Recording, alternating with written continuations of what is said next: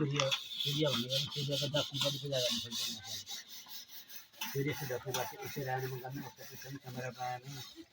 चन्द्रमाको दक्षिणपट्टि पूजा गर्नु चन्द्रमा हामी चाहिँ दक्षिणपट्टि पूजा गर्नु रामायणमा सोमको दक्षिणपट्टि भौमको दक्षिणपट्टि पूजा गर्नु भौम नारायण गर्नु दक्षिणपट्टि सूर्यको दक्षिणपट्टि विष्णुको पूजा गर्नु विष्णु दक्षिण बाँकी विष्णुमा गर्नु चन्द्रमा गुरुको दक्षिणपट्टि पूजा गर्नु दक्षिण छेउपट्टि ब्रह्मणमा गर्नु चन्द्रमा इन्द्र शुक्रको दक्षिणपट्टि पूजा गर्ने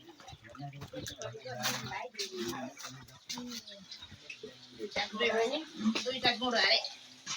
फेरि दुई बहिनी कहाँ एउटा त रानी एउटा रानीबास एउटा काठमाडौँ छ एउटा बाह्र कान्छीपट्टिको चाहिँ बाह्र हो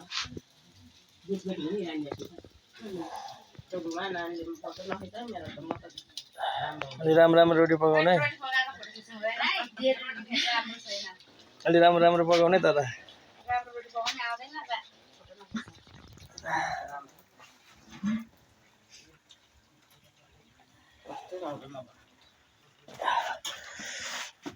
तपाईँ चाहिँ कहाँ हिँड्नुभयो रोटी सिङ छोडेर अलि राम्रो पकाउने आन्टी यस्तो धुवा भएको धुवा चाहिँ नबनाउनु न त नि तपाईँ खतम हुन्छ नि धुवा बनाएर तार त दुईटा चुल्हामा गाठे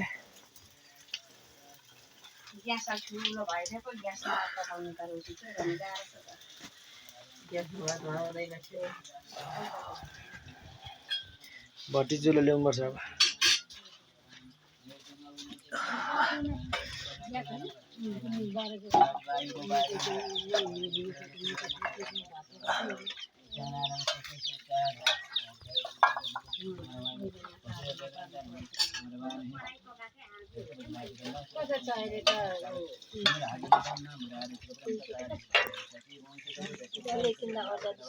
अलि मिठो मिठो अचार बनाउनु है धेरै हाल्नु पर्दैन अचार पुग्दैन आलु छ यत्रो अनि इस्कुस छ हुन्छ होला त्यो टन्नै हुन्छ होला बनाएको चाहिँ छैन त्यतिकै बनाएको नि बनाइहाल्छ नि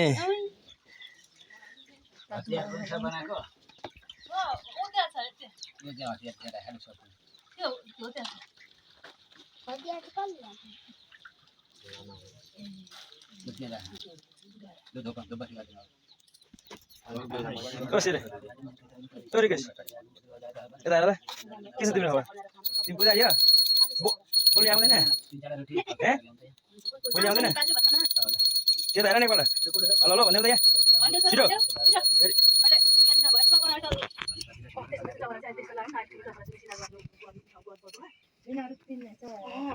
त्यस्तो चाहिँ त्यहाँ टमाटर लगेर राख्यो त्यसमा सिधा गर्नुपर्छ त के गर्नु के छ भएछ त्यसमा सिधा ओम गजानन भूतगणाधिसेवितं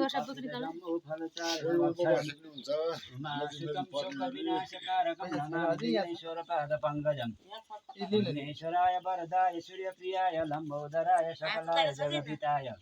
नागाननाय श्रुतियज्ञविभूषिताय गौरीसुताय गणनाथ नमो नमस्ते धिया सदा सलिते सलिते मंडल मध्यवर्ती नारायणं शरी सरजी जसन सानिष्ठित केयूरान्वलन्म करुणल कृति तमातर जगतो खिलाश प्रसिद्ध विश्वेश्वरी भाई विषम कवि सरि देवी चराचरस्य परतं पितम काजं कर्मजं वा शरणं वा मानसं वा प्राणं वितमं वितमं सर्वदा जय जय करुणां जय देव संभव वन्दे देवो महापते सुरगुरु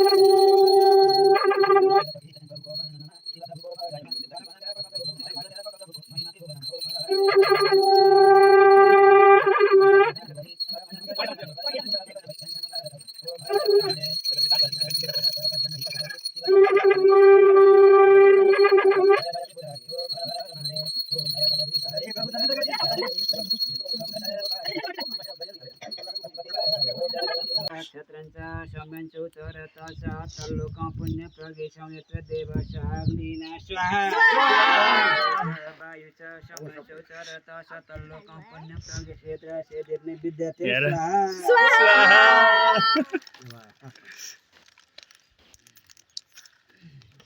के गर्यो तिमीले स्वाहा गरे केटा भन न के गर्यो गरेको खोइ म भन्छु स्वाहा गरेको हामीले पूजा सम्पन्न गरेको तिमीले के सम्झिँदै सुहा गर्यो त्यति कति चामल स्केल गर्ने भन्ने सम्झ्यो होला कति भ्याल्नु होइन नि, तपाईँले त भिडियो गरिहाल्नु भयो के सम्झे केही सम्झिनँ मैले त तपाईँले के सम्झिँदै गर्नुभयो मैले त यो दुःख कष्ट हर सबै के हुन्छ चामल पुग्छ कि पुग्दैन भन्ने कन्ट्रोल गर्नु हो